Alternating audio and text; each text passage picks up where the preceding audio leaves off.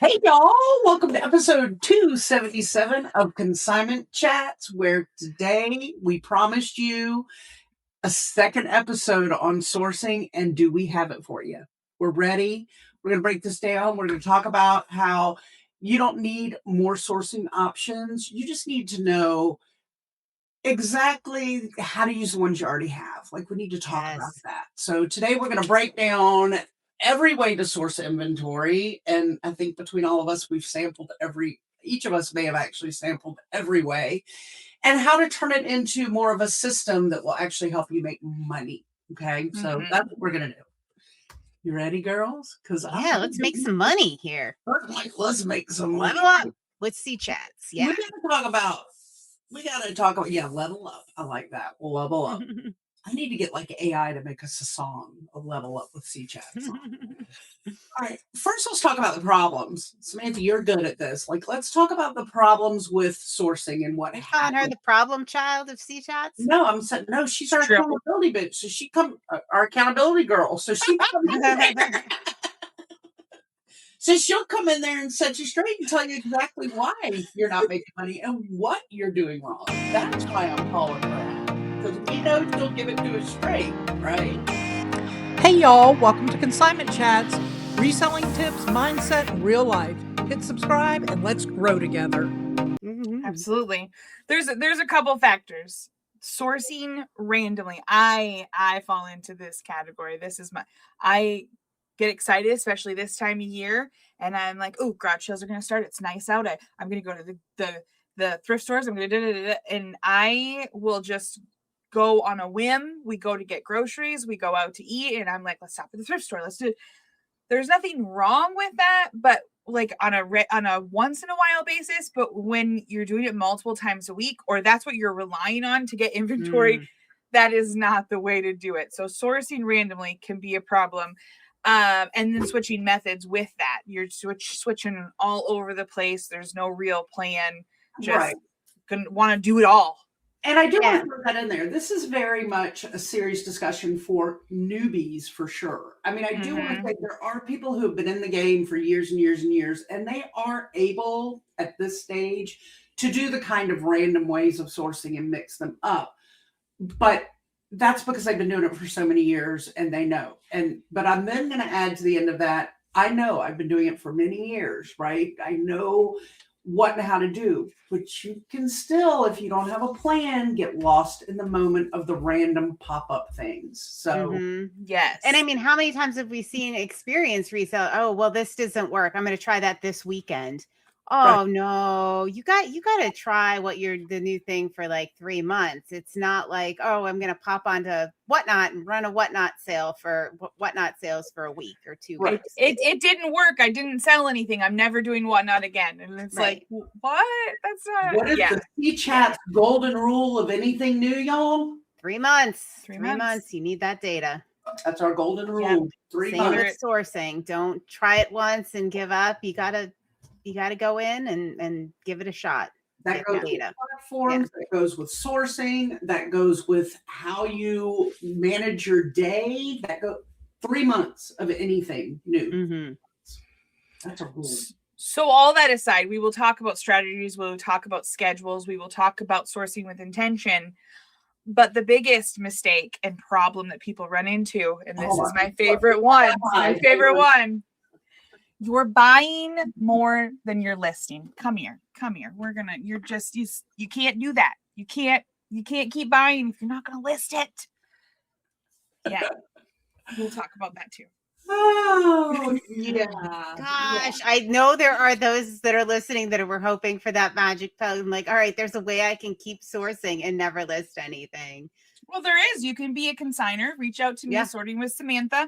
I love people that know how to run comps and want to source and want to ship those items across the country to me. That's totally fine. But if you're not keeping up with it, then that's going to be a problem for a reselling business. Yeah.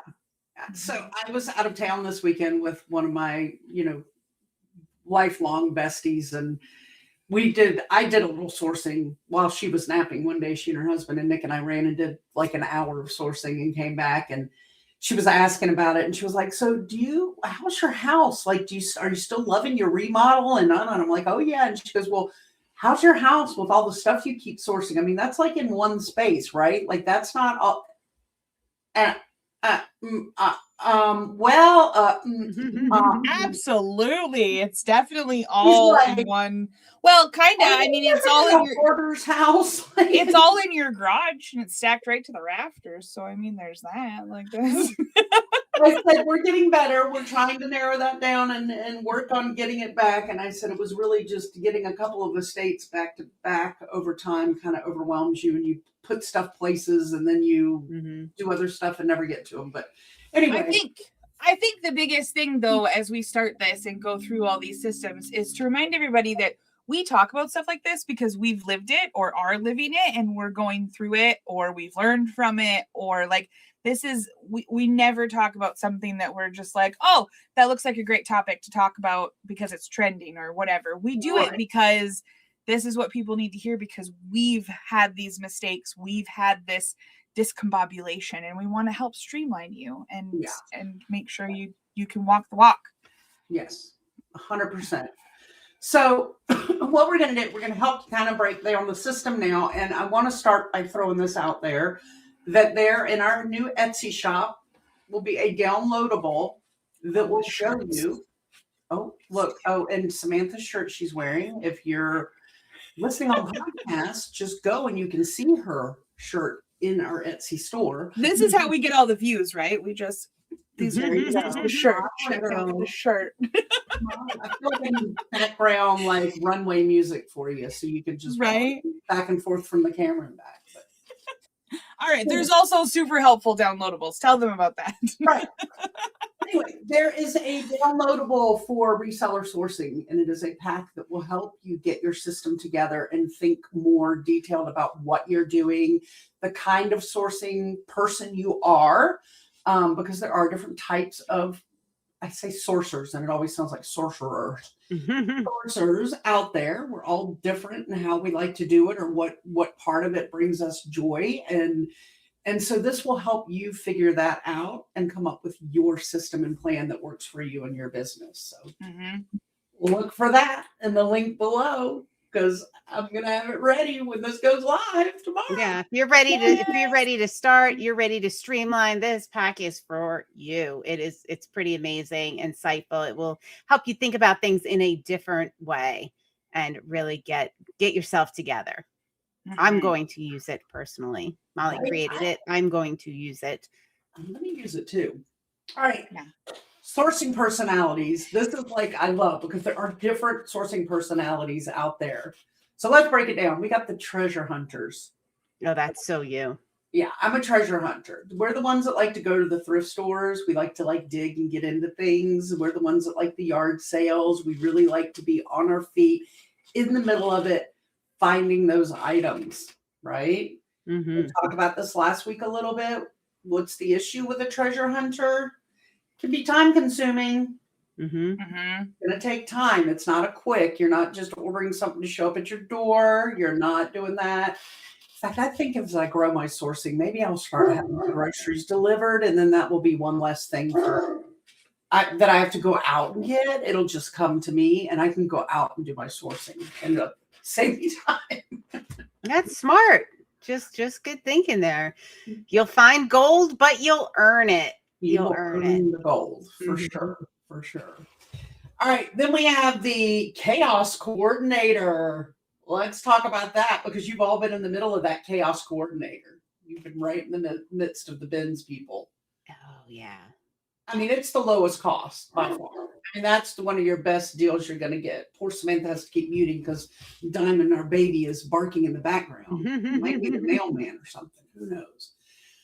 But that is your lowest cost. However, low cost is what? It's your lowest cost, but it is yeah, it's a lot of work. This one is not for me. I know this. It's a lot of work. Yeah. Yeah, and it also takes a lot of time. So it's a little bit of both as far as that goes. Yeah. We said it last time, and it's true. I mean, this is not for the weak. This is not your like joyful, like I'm shopping TJ Maxx. You're surviving when you're in there. I mean, Yeah. There are elbows. It depends on your bins, but it's, it's some people love it, some don't. I enjoy it, but not enough to go all the time. So Mhm. I will go when there's a group of friends going or on a whim once every blue moon, but it's just not my favorite. It's not my favorite. Yeah, but your return on investment, your ROI, if you know what you're looking for, and the starter pack will help you with that as well. You know who does Can be great with great. it? Ginger Marvin. Ginger Marvin Oh, does Kathy, yeah. great with it. She goes in there and gets so many things that her. Of course, she's in Colorado, where the good bins are. Mhm. Right. But If you live in Colorado, you don't even need this video. You guys just have all this stuff. Bye. I don't know. And Billy Frugal Flamingo is doing great at the bins as well. Yeah. So I mean, she does great, and she has different ways that she puts the things out there for sale, and does a really good job with that. So she's one to check out, because I love what she does. I don't do it. It's not something I want to take time to do all of her different outlets of selling this stuff. But I think a lot of what she does is smart if it's something you're interested in doing. So yeah. Kathy's got a good strategy. yeah. All right. That retail rebel. We talked about this, that big word last week, that arbitrage word. It does sound like it's like should be in like Starship Galactica movie. I will say it sounds so easy, and it seems like it would be streamlined, but I was standing in a Dollarama in Sioux, Ontario this weekend trying to comp all the maybe that would be. This also takes up the time. I apparently just don't like to spend time sourcing. It's a little tougher as far as looking certain things up and really trying to find that thing, because you're looking for stuff that's already on a market. It's already available to everybody. You just want to see if you can find the right thing that isn't so available. I don't know. When you first walk into the store, you're like, this is going to be great. Look at all these potential things. And then you start comping and you're like, maybe not. None of this is really that. You got Your profit margins tend to be a lot lower, but the multi-quantity thing, like if you're into volume and you find the right thing that, you can keep replenishing. That can be very beneficial. Yeah. Y'all, I just realized, because y'all know we're always live and we're real people and we do it all real. I just realized I've been sitting here recording, running this thing and going, la, la, la, la, la, and I never put my headphones on, and my mic was all the way over at the back of my desk. Have y'all been able to hear me all this time? You sounded fine. Yeah. Okay. All right. I thought you were going to say you didn't press record, and I was like, my heart. I'm out for the day. I'm just done. Yeah. I'm totally done right now. Yeah. No, it wasn't that bad. It wasn't that bad. You were gonna be so done that you were gonna go get on the couch and be what we refer to as the couch sniper. Oh, this is very appealing to me right now. Now, this is something I don't do, but that couch sniper, man, they're doing their online hunting. They're doing it online, and I can see the desire to do that. I understand why people do it, but it's just not for me. I mean, I love my couch, but not for that. Yeah, I mean, you can be buying stuff on, shippable stuff on Facebook Marketplace, on eBay, looking for things that, people have, they don't know what they have. Lots that are discounted on websites, goodwill.com. Like there's so many options. There's so many options. All those good. Yeah. What's the dip? No. Dip dip. Is that still around? I haven't heard that in so long. Yeah. It's part of district. So it is scalable. It is competitive, especially when you're on some of those sites with the auction type things like Whatnot, and you think you're going in there but then you've got other resellers, and like we talked about last week, you get in the heat of the moment and you might end up overpaying for something. So you got to be real careful. Real careful. Yeah. Oh, yeah. I think, this is a great idea. Instead of trying to hunt and spend time looking for Lincoln Logs, I'll just buy all the super cheap ones online, and I'll do that. And then I end up spending way too much money and have way too many Lincoln Logs that still aren't completely listed because I went a little crazy. Oh, crazy. And a lot of local auction houses have online sales that they Mhm. ship to. So like you're not restricted to the ones that are local. Like you can go across the country, anywhere and shop auction houses. They're a good one. This is Mhm. true. This Yeah. is true. All right. Our last one to break down that is very near and dear to our hearts. It is who we are. It is how we started. It is what is in the core of what we love. And that is the relationship builder, sourcer. We're the ones that love to build relationships. Therefore, we love consignment. Mm-hmm. Let's talk about consignment, why we love it. There's so many different opportunities. Like when Mhm. people say, I can't find whatever, you can. You just got to build the right relationships with the people in that, like that have that kind of stuff. You got to put it out to the universe, and you can usually find someone that has what you're looking for, and you can work out a deal. I love that it comes right to my house. Yes. Just shows up. Sometimes when I forget that it's showing up, it just shows up. And I don't know. Like I was downtown this weekend. Somebody said, "Oh, I have packing supplies. Do you want all our bubble wrap?" And we're such a seasonal area that the stores downtown are only open for a couple months in the summer. And so then they told somebody, I ended up getting a ton of free shipping supplies. And then I talked to them about consignment. And I think I'm also going to be getting a lot of stuff in the fall when they close their shops. I'll have things that hadn't sold that they don't want to carry over to the following year and things like that. So Mhm. there's so many opportunities when you have situations like that.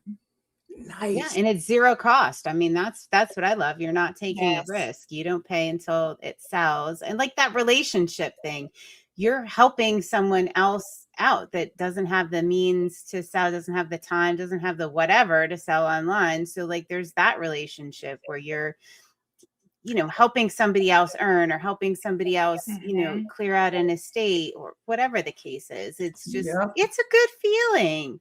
It is a good feeling. Yeah. It is. And if you do it right, not only is it no cost up front while you're doing the consignment, but when the consignment expires in 60 days or 6 months, however you want to do it, then anything that sells after that doesn't have a cost at all.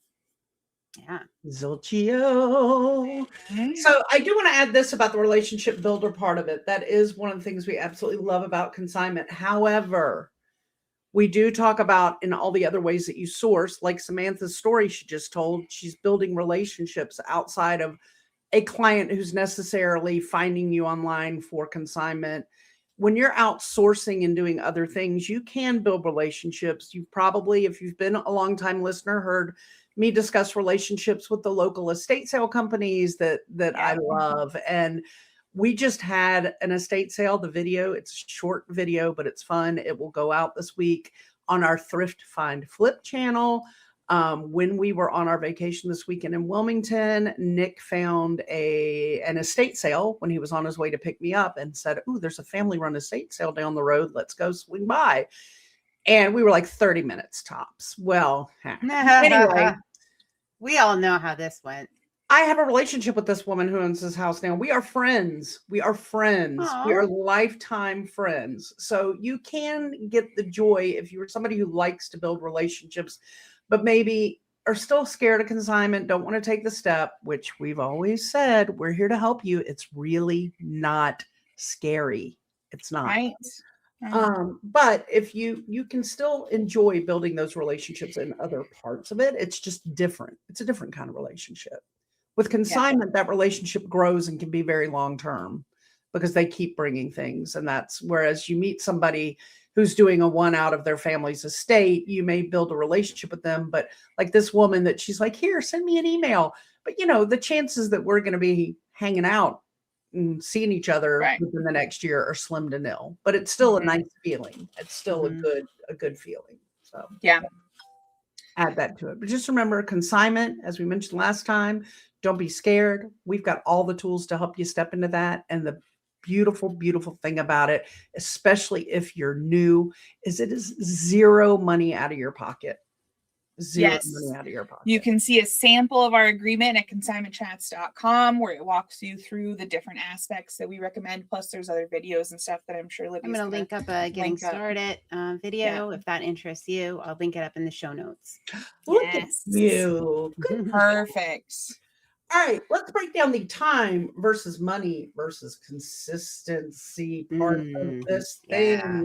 We need to make this super clear. We hit on it as we were breaking these down, but let's just make sure that this is clear. Well, first of all, I just want to say people need to think about time as money. Libby says it all the time. She's got us all thinking that way. The time that you're spending sourcing, if you're not doing it with the right strategy and you're not getting like the right stuff, you could have spent that time listing, and that you really need to remember that that time is money. This is part of your business and you have to do it with intention. So as we go into that, and that's the thrifting and the bins that costs you time, and time costs you money, right? The retail aspect of it, the online aspect of it, that's going to cost you more money. It's typically more money out of your pocket than doing the other routes, right? Yeah. None of these are free, right? There's a time is money investment in all of these. Yeah. Even the free consignment that we talk about, there's still time is money. I mean, that's where I learned the quote from Libby, was when we were working in the storefront of the consignment shop and I was trying to build our eBay store, and I would go down these long rabbit holes of researching one singular item because I didn't know and I wasn't secure enough in myself. And so I was new to this and I doubted myself. And then she put it to terms about time is money, and every moment you spend researching that item instead of just getting the basics and getting it out there is money. And I was like, oh, you're right. I didn't get it. It was an aha moment. And the relationships can open amazing doors, but for those that have a short social battery or don't like a lot of that interaction and stuff, then those types of things you have to keep in mind as well, because you do need to be able to answer questions and do a little bit more customer service than just a regular deal. And you could do then the consignment idea more of the what we call more of the buyout version of that, where you have people bring their things to your house, but you just offer them a flat fee for what they have. But again, that then takes away from the idea of you're putting no money out, because you are putting money out then, and that money is then your risk that you're hoping you do get that back and hope that it sells. So it is a risk. We do recommend even those that say consignment's not for me, which is so funny to listen to, because a lot of the people, especially on YouTube, that say that, they are still doing some sort of form of consignment. I know, it's hilarious. But they won't admit it. But it's a good thing to still have your agreement and your terms in place, even if you think they are wild terms and nobody is ever going to agree to consign with you and you keep 80% of the profits.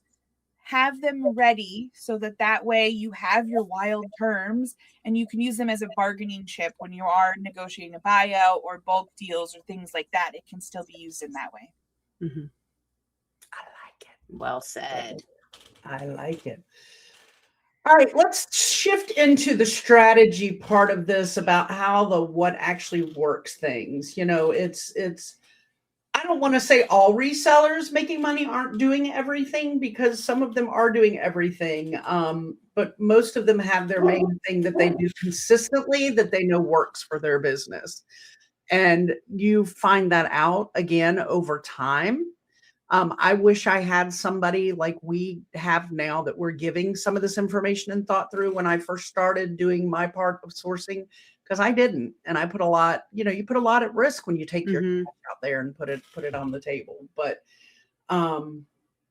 yeah. But you got to figure out which one works with who you are and what you have for your business, and then do it consistently for 3 days.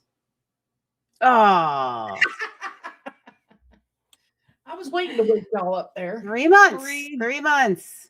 I'm on 3 months. 3 months. You want to get to the point where you become, a master of what you're doing. And that's why I have people that watch the videos on Thrift Find Flip and we're like, well, how did you know to pick that up? Did you comp it? And some of the things, no, I don't comp, because I've been doing it so long that I already know, I know that it's good. So, when you focus on consistency of one form of what you're doing, then you become, as we like to say, an expert in the field, right? You become an expert in that field. And then as you get good with that, your business grows, then you can add another source on there if that's what you want to do. So, all right. As I was just saying, like, how do we decide what we buy? So for those that haven't been doing it for years and years and years and know what works for them, you'd have to make sure that you check things like sell-through rates, sold comps, condition. We can get to the point where we're so good with knowing all the different things that something has a rip or something has a, we know the terms to add on to that and the things to do. But in the beginning, be very careful about the condition of items that you're getting. And then, of course, the demand. Know the market. Know the market that you're going to sell on. Diamond wants to be a part of this episode. She's just wants to be a part. Yeah, like know the market that, know the marketplace you're going to sell on, know what the demand is there. Like, I'm going to use Depop. Like, if you have embroidered stuff, put it on Depop. Yeah, like know where you're going to sell it, because different things sell well on different marketplaces. So if you're selling on eBay, be sourcing for eBay. Don't try to dilute it. Focus equals diluted results, right? This ties into the last thing we were talking about of like shifting into strategy. If you're trying to do everything, guess what? Nothing's going to work. Yeah.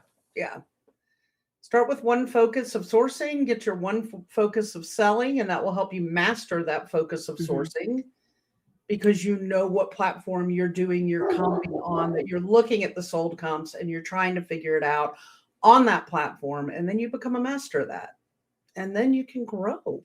Yes. And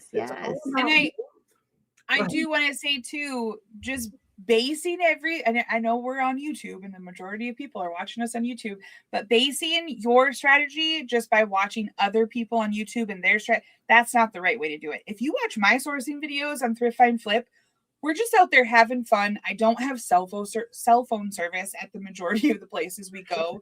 It's the middle of the Hiawatha National Forest. That doesn't happen.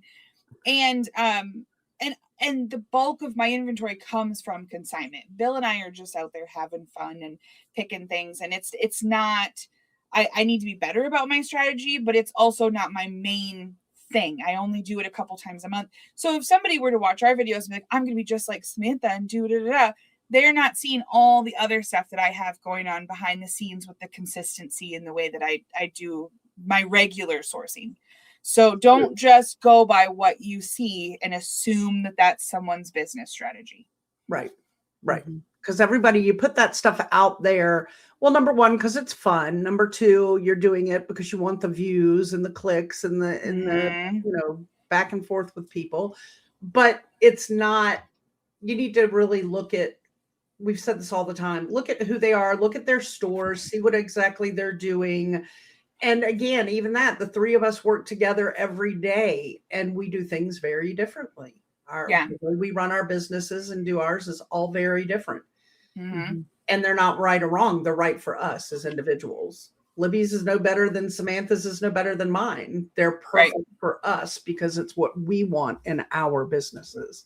So you can get great advice by watching them. You can learn about a specific item that you didn't know was a brand to be looked out, that bolo item. You can learn about a vintage thing you didn't know anything about. You can learn about how to read tags on vintage jeans. There's so many amazing people out there sharing a wealth of knowledge for you to learn those kind of things.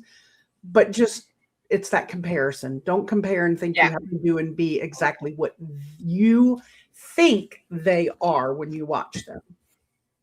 Make it personal. You figure it out for you. That's what you do, right? Boom. Yes. All right. So then you're going to build your weekly structure, your weekly system. And this is what we've got that downloadable that will help you do that. But some examples of how that may be would look like, maybe you've got 2 to 3 days of listing. I'm waiting for Samantha to pop her head up. I was trying to ignore this section of how much time people are going to spend listing or All right. Now, I have built it in where I do make sure that I list something every day, even if it is a sourcing day. And you know what's really, I don't know if it's just me, maybe there's a lot of us out there, but if I'm having a hard time getting into my listing groove, sometimes all it takes is a 30-minute run to a thrift store to Oh, get me excited. And I thought then you were going to come say back. you do a 30-minute run. I'm like, what? What? Well, running where? I was also braced for what was happening. Run to a thrift store in my car with the engine running, not my feet. Um, but I do find that like this weekend when we went, I couldn't wait home. I mean, we got home, we were so tired yesterday afternoon. I hit that couch, Nick put the stuff down, and in a matter of 20 minutes, I had listed 5 of the new items we got this weekend because I was just excited about having these items. And yes, I have stuff from others still there. But what I'm saying is sometimes if you get into that ho-hum and you lose your desire to list what's been in front of you all week, I will give myself a timed outing just to spice myself up again and get out of the house, go look at some items. I'll tell myself you can't buy more than, $40 worth of inventory or 5 items or whatever I set my limit to. I have a time limit, structure limit, but then I come back and I'm all excited to list. But we know that consistency in listing is key.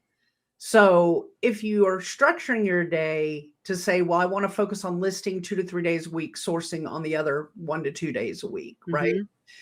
Just like you typically need to ship every day, change your mindset and think, even if say Tuesday, Thursdays are my sourcing days, I'm still going to make sure I list 2 items in the morning while I'm having my coffee before I head out the door. That is Not only do the algorithms like it when we do things more often, but also so do our schedules, and it's a habit. So being able to be in that habit of I get up, I get coffee, and then I brush my teeth, and then I list 2 items, and then I log into motivation in minutes, and then I like whatever that system is. Or maybe you go sourcing and then as soon as you get home, you can't put any of the stuff you got away unless you list 2 items. Like set some sort of rule for yourself so that you can stay consistent while you have this schedule as well.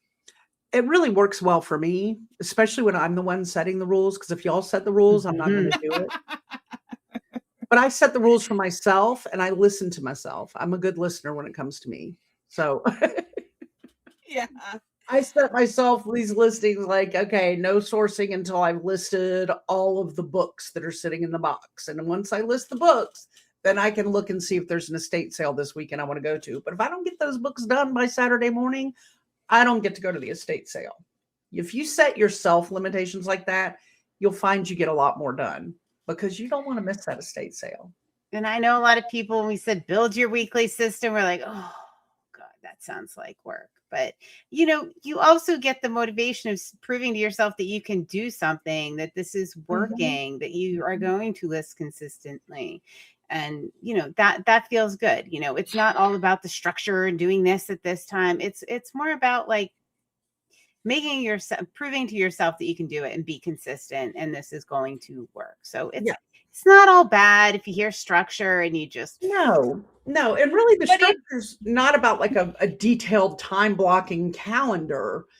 It's about a structured plan that is, yes, you can then build that into a time blocking calendar. I mean, we have many of us that use that. I love the time blocking. Right. Do really well with that. But if that's not for you, it's okay. We're not talking about that. We're talking about a general plan for your week that week to make sure you don't go overboard and lose your mind in sourcing. And again, I'm speaking from experience. And especially since no matter which way that you choose is going to be your main sourcing way, you have to schedule that somehow. You have to think about your strategy. That's the whole point of this episode is to deep dive and self-assess when you go and do our downloadable, self-assess and figure out, okay, I am going to do thrifting. These are the thrift stores that I'm going to frequent.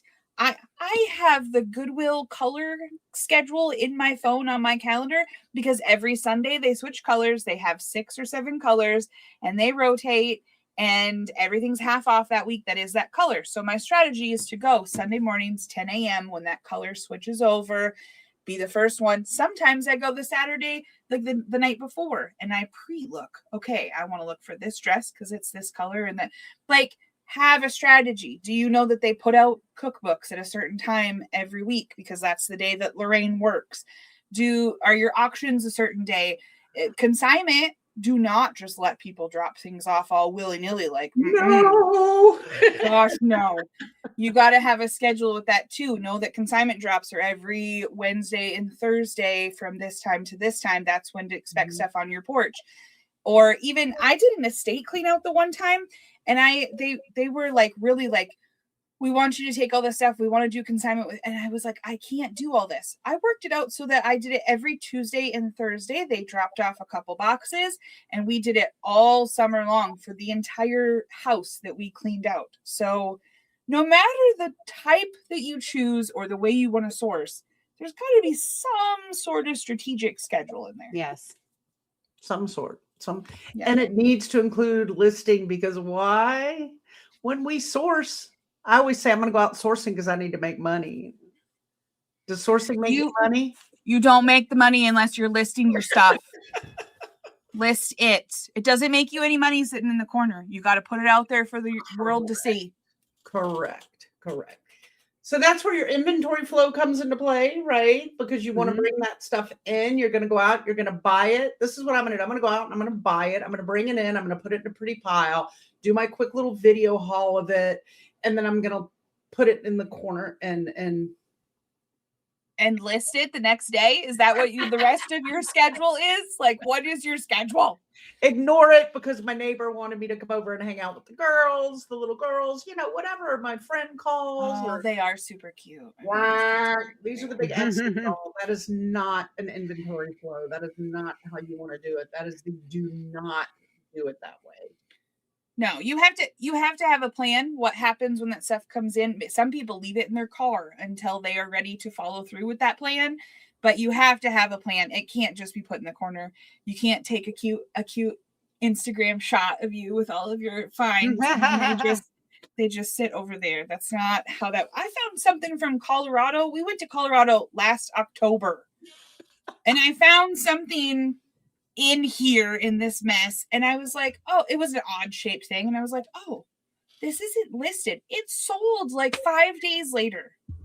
As long as I've been wearing this wish bracelet.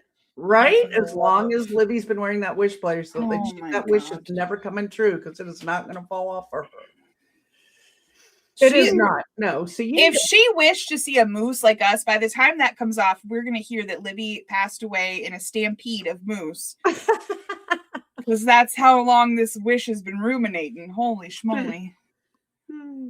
All right. So make your inventory flow system. Y'all think that through. How's that going to look like? You're going to buy that. You're going to bring it in. You're going to list it. You're going to sell it. You're going to repeat. You're going to do whatever it is that works for you, whatever flow works for you. But don't do my first suggestion. Don't put it in the corner and ignore it. I used to do that, and I'm still dealing with those things in the corner. We do the 12-week year intensive for resellers in our Patreon. And that is one of my tactics this year is that in my total number of listings, a certain number of those have to be from old items that have been sitting that I still have not listed. So I had to build it into my 12-week year plan because I got to get through that old inventory because I was doing it the wrong way. I was buying, piling, and ignoring. And that is not the way to do it. Take it from me. Yeah. Take it from me.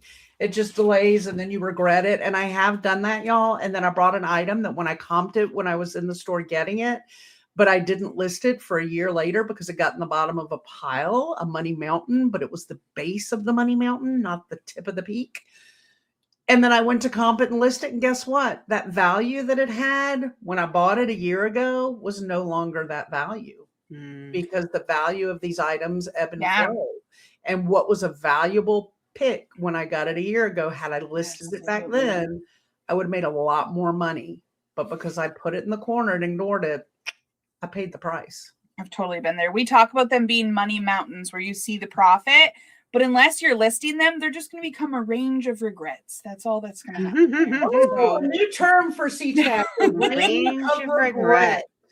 Don't let your Don't money let mountains turn into ranges of regrets. Oh, All that's right, good, that's a new Samantha. t-shirt. I gotta write that down. We got a new t-shirt. Y'all look for that in our Etsy store. New swag to come. Oh, All right, y'all keep goodness. talking, 'cause I gotta write that down. So some key takeaways from this is if you're going to scale and you want to build, and this is the motivation you've been looking for, make sure that you are taking any of your random habits, your random schedule, all the randomness that you are running in your reselling life, and switch that into consistency, consistent habits, consistent schedule, something that just, I want to go to auctions. I love auctions. Okay. Are you going to go every other Saturday, every Wednesday? Like, turn that into consistency, not just random. Oh, I think an auction sounds good this week. Right. Okay, fine. Hustle is a key term that we hear so much about. You got to hustle, you got to hustle, you got to hustle. What does that mean? Like somebody just has ADHD and like a lot of energy drinks? Like, what is hustling? Well, that's a big majority of us resellers do have ADD and We do. ADHD. That's true. That We is do. kind of how we think of it, do. but yeah, it's really not the way you want to be. It's not. We want to think about systems. We want to think about, again, the schedules and the things that you have in place. What do you do after you come home? Does it come from your trunk into your front entry and then it gets sorted? You have to have those processes and systems in place to really be a hustler. You got to have systems. Boom, boom, boom.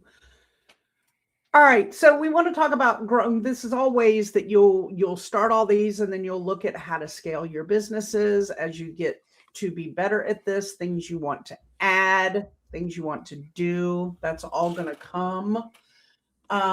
Yeah, because as Samantha will tell you, you don't need more inventory necessarily. Most of us don't need more inventory. We don't. No. We need to make better decisions and make better strategies and Yes. get it under control before we add more. So, Yes. all right. Anything else you guys want to add to the end before I try to close out and you interrupt me? I think that no matter the system that you choose, you're going to have to talk to people and you're going to have to make relationships. So many people say, well, I'm not going to do consignment because I don't want to have extra customer service or make those extra relationships or talk to extra people. But then they end up making friends with Betty, who sorts the stuff in the back of the thrift store. And that, like, you're gonna be open to all the conversations and all the relationships, no matter what you do. Maybe the guy that owns the auction house is overwhelmed with leftovers and can't do all of the listing and all the stuff by himself or with his team. Maybe he needs to consign with you for other stuff or whatever it is. Just make sure that you're open to relationships and you're not super closed off to, I'm a reseller and I just want to stay home and do stuff online and never talk to anybody, because that works for some people, but for some people you got to have relationships. Teacher. Yes, Molly, what's your question? If you want practice building relationships and getting to know people, this is a perfect commercial insert. Feel free to join Consignment Chat's Patreon, where we have co-working rooms where you can come in on a Zoom room and work and get to meet other resellers and learn from them and build great friendships where we are doing so much together outside of just recording our podcast. There is so much that we are doing every week, all week long, with amazing, fun resellers. I think that's also what sets our stuff out a little bit from other things is you see like other masterminds and other like stuff that people show glimpses of or recordings of or whatever. We are a very small group, and no matter how much we grow, we're going to keep our groups small. So our mastermind is like 15, sometimes 20 people at a time. And if we grow too much more beyond that, we'll just have a second mastermind and we'll do so that everybody has time to talk. It's not super overwhelming. Like our co-working room, there's 5 to 10 people in there. You're going to come in, you're going to chit chat. People are going in and out. It's not like every Tuesday at 11, there's going to be 100 people in a Zoom room. Mhm. Like we No, don't no. we don't ever want to get to that point.